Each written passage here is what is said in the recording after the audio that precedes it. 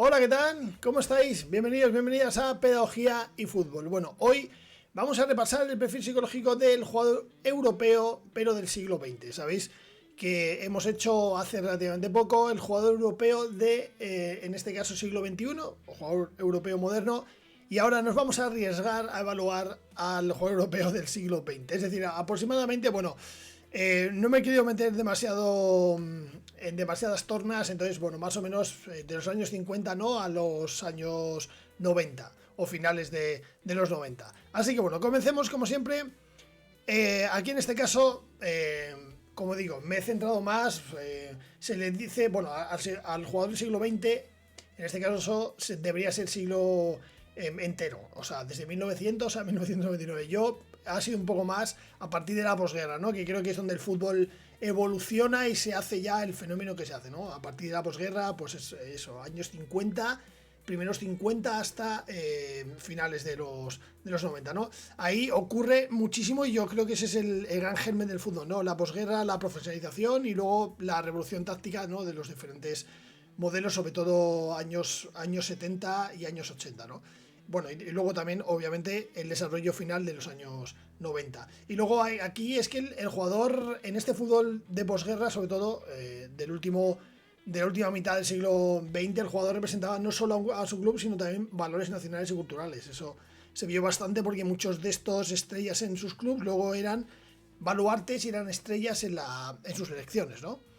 Entonces, bueno, los rasgos de personalidad, básicamente, pues aquí la apertura de experiencia, yo creo que la media también estaba limitada por la tradición táctica, aunque es verdad que en momentos diferentes de la historia del fútbol, en la segunda mitad del siglo XX surgieron tendencias y a partir de esas tendencias se empezaron a imitar y muchos equipos comenzaron a copiar, ¿no?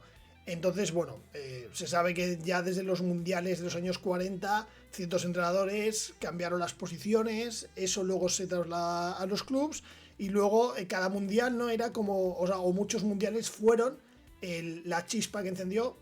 Los entrenadores movieron piezas tácticas y luego eso se copiaba, ¿no? Es verdad que tardó bastante en desarrollarse, pero yo creo que por eso creo que había una limitada tradición táctica que en algún momento se rompió, en este caso porque hubo innovaciones como el caso, bueno, Cruyff en los 90, pero anteriormente a Cruyff, Rinus Michel, luego también en Sudamérica había un tipo de fútbol, sobre todo la presión alta, ¿no? Que luego se exportó a Europa, etcétera, etcétera. Pero yo creo que había una limitada visión y tradición táctica. Responsabilidad, pues creo que era alta porque tenían una dedicación y constancia y bastante, yo aquí creo que la lealtad era clave, ¿no? La lealtad, o sea, la ilusión que tenían los jugadores por ir a la selección y sobre todo representar a su país era muy elevada. Muchísimas veces incluso muchos jugadores en sus clubes no jugaban, o jugaban para luego ir a los mundiales o a las competiciones de selección, ¿no? La dedicación aquí es un poco diferente, la dedicación que se hace ahora a la que se hacía antes. Y la constancia también. Se sabe de un montón de hábitos de los años de los años 50 a los años 90, que esos hábitos ahora sería imposible que se hicieran, ¿no? Totalmente, sobre todo en alimentación, sobre todo en cultura, sobre todo en ciertas, sobre todo tanto salidas nocturnas como entrenamientos, etcétera, ¿no?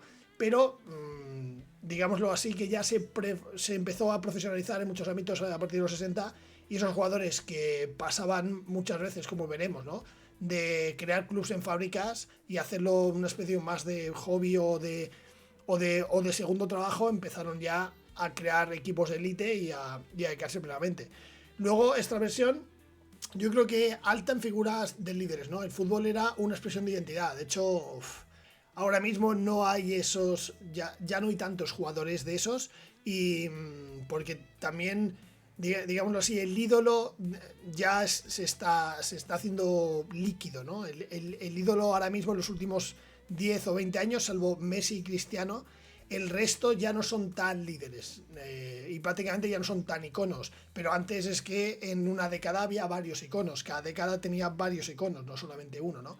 Y yo creo, bueno, el caso de Cruyff, Bobby Charlton, Beckenbauer, Maradona, bueno, Pelé, etcétera. Pero veis que son muchos en 40 años. Ahora mismo llevamos 20 y ídolos así, de ese aspecto, ya no quedan tantos, ¿no? ni son tanto referencias para sus propios países ni como para sus propios clubes. Luego yo creo que amabilidad media-baja, pues yo creo que eran bastante, o sea, digo esto porque eran muy duros y poco flexibles, ¿no? O sea, eran muy rígidos, tanto en la competición como en la táctica, como luego las maneras de expresar, la gestión emocional desde la última parte del siglo XX, o sea, se fue reduciendo la agresividad a algo, ¿no? Pero, o sea, os ponéis vídeos de los años 60, 70, 80 y 90 y aquello era más una pelea de UFC a veces que el propio fútbol, ¿no? Y luego, pues yo creo que el nutricismo moderado, porque, como digo, tenía poco manejo emocional. O sea, era muchísimas veces, bueno, solamente hace falta ver, como digo, los partidos o las declaraciones post partido. Y lo que había era un aguante mental, o sea, se aguantaba como se podía y ya está, pero no había un manejo estructural de la emoción. Creo que no se puede, o sea, puede haber casos aislados, pero creo que si se ponen unos vídeos, se ponen vídeos e imágenes, se ve claramente que era bastante generalizado, ¿no? Bueno, luego liderazgo y figura pública. Aquí eran iconos, como digo, y creo que el liderazgo se hacía desde el ejemplo y desde el carácter, ¿no? Desde los valores. En ese aspecto, pues como veis que representaba Di Stéfano, Beckenbauer, Cruyff, el mismísimo Maradona, el mismísimo Pelé. Eran valores que iban dados directamente a la personalidad, pero luego esa personalidad era también, digámoslo así, al país, ¿no? O incluso a propio club. Los valores de Di Stéfano eran los valores del Real Madrid, los valores de Beckenbauer eran los valores de Alemania, de aquella Alemania, digámoslo así, separada. Entonces, bueno, yo creo que incluso eran jugadores que su propia figura, bueno, aquí pongo a Kubala, el mismo Kubala también, etcétera, representaba a un país que era Hungría, etcétera. Y yo creo que luego imponía muchísimo respeto, eran figuras icónicas que donde iban era su presencia, ¿no? La que mandaba, como hablo también el propio Maradona, y luego también eran símbolos sociales y políticos más allá del deporte. Luego a estos símbolos, siempre si os fijáis, con el mismo Maradona criticaba, los políticos solo iban a él para pedirle algo. Pero luego siempre los políticos de turno, fuesen reyes, fuesen presidentes o fuesen ministros, siempre se intentaba no pegar muchísimo más a estas figuras, que es verdad que eran la propia representación del país, ¿no? El propio símbolo social. Luego, comunicación y relaciones, pues yo para mí, de toda la vida, ese fútbol del siglo XX era frontal y sin filtros. O sea, era en todos los aspectos, porque, como digo, veis ruedas de prensa o veis partidos, veis las peleas constantes, bueno, está ya, digamos, finales de los 90, pero luego había muchísimas más, que tuvo, por ejemplo, King con Vieira, es que prácticamente eran dos equipos que se enfrentaron muchísimo en 5 años y siempre había peleas. Luego Holanda también, en este caso, bueno, quiero decir, era muchísimo, aquí pongo Holanda porque eran jerarquías, ¿no? Aquí prácticamente en todos los equipos estaban los jóvenes y los veteranos, ¿no?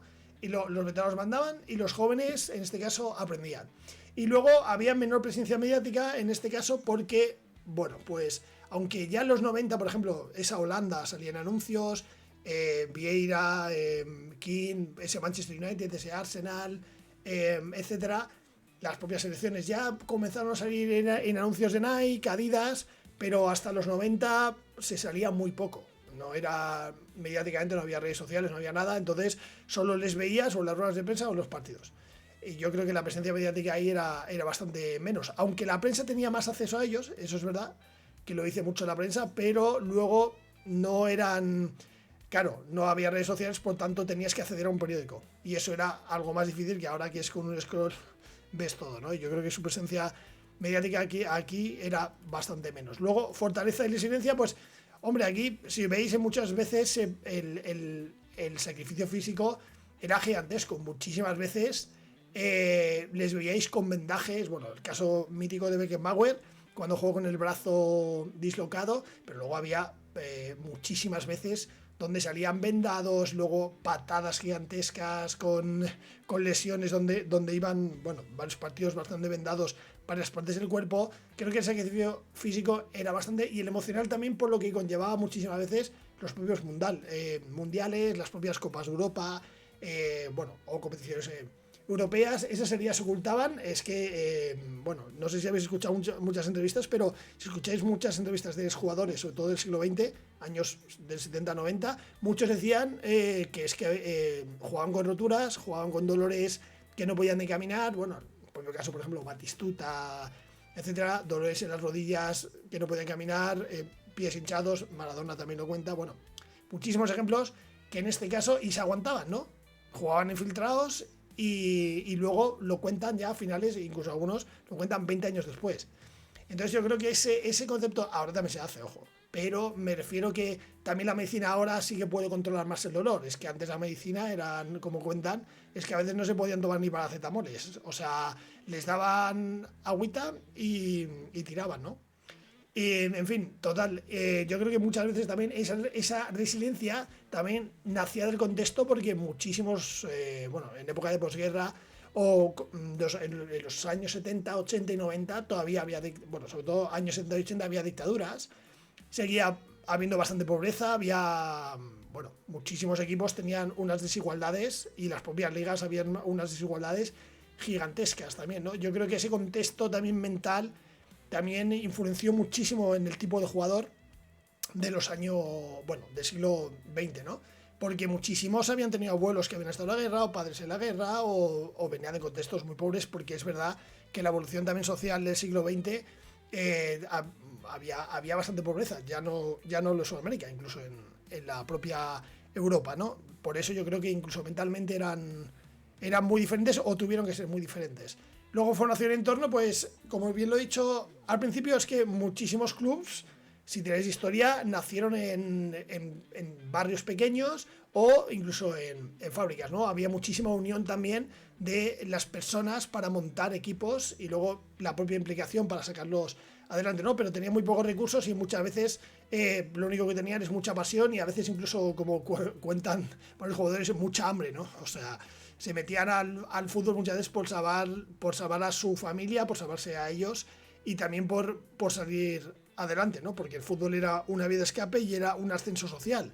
Aquí en España lo veíais también, que era jugabas al fútbol y empezabas a ganar dinero, ¿no? No era tanto un negocio porque luego esos jugadores, si os fijáis, muchísimos jugadores hasta los años 90 luego no fueron empresarios o no tenían dinero. Bueno, vivieron bien durante su época de jugador, pero luego ya no tenían muchísimo para retirarse. No es como ahora, que tienes un remanente. Antes tenías que seguir al menos vinculado a algo. O muchas veces es que jugadores de élite no tenían nada cuando se retiraron. O bien porque se lo gastaban, o bien porque muchas veces no invertían bien o no tenían mucho dinero para invertir, etcétera, ¿no? Pero que era en la formación y el entorno era muy diferente. Luego la motivación y los valores, pues como venimos hablando, era jugar por el escudo, por el país y también incluso por la propia familia, ¿no?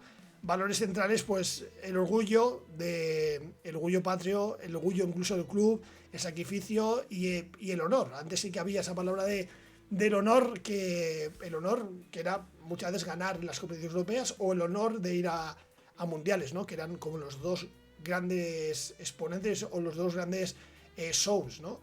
Que había. Y yo creo que ahí también había muchísimo más compromiso en el aspecto emocional. Y luego, pues, como ha habido casos, rechazaban el dinero en favor de la gloria. O sea, rechazaban irse a otros clubs por permanecer siempre en ese propio club. Se habla en casos del Atleti, el Madrid, el Barça, el Manchester United, el Liverpool. Bueno, se me vienen a la cabeza muchos, pero sobre todo el Milán. Entonces yo creo que ahí muchísimas veces eran jugadores one club men, ¿no? Que se dice, ¿no? O sea, un jugador de club. Bueno, conclusión, pues que el jugador europeo del siglo XX en este caso se define por su carácter férreo, orgullo colectivo y, bueno, en resumen, resiliencia emocional, ¿no? O sea, compañerismo, unión, valores, honor. Y aunque carecían de herramientas psicológicas modernas, pues todos los test psicológicos, mindfulness, etcétera, pues mostraban una fortaleza interna forjada en la adversidad y en salir adelante, sobre todo de todas las circunstancias que hemos ido hablando, ¿no? De todas las posguerras, de todas las dictaduras, de toda la falta de libertad, de la falta de acceso a recursos. Entonces yo creo que esa adversidad es lo que les forjaba tener una mentalidad de sacrificio muy elevada. Y luego creo que el legado es inspiración para generaciones futuras. O sea, al final creo que no solo cómo jugaban, sino cómo vivían el fútbol. Y sobre todo cómo llegaron al fútbol. Creo que en este caso todas las capacidades, o sea, el carácter de superación, luego muchísimos, si os fijáis, tuvieron problemas con sustancias, conductas, etcétera, porque sufrieron mucho, llegan rápido a tener acceso a muchas cosas que no habían tenido desde la infancia, y luego muchas veces está, o sea, como escuché hace poco, el fútbol antiguo está lleno de juguetes rotos, ¿no? O dejó muchos juguetes rotos. Pero sí que es ejemplo de admiración, inspiración, de cómo gente con muy pocos recursos, solo a base de tesón, porque muchas veces muchísimos no eran talentos y aún así llegaron a la élite a base de esa mentalidad férrea de jugar y jugar y jugar, ¿no? Entonces, bueno, en resumen, yo creo que eso sería un poco la gran diferencia con el jugador actual.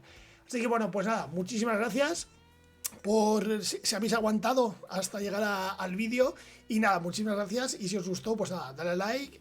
También suscribiros al canal si os gustó, para estar al día de todos los nuevos vídeos. Y bueno, pues como sabéis también, los vídeos, pues hay más de perfiles psicológicos, más también de resumen de entrevistas, de Universo Valdano, etcétera. Así que nada, todo el contenido psicológico pedagógico relacionado al fútbol, aquí lo tenéis.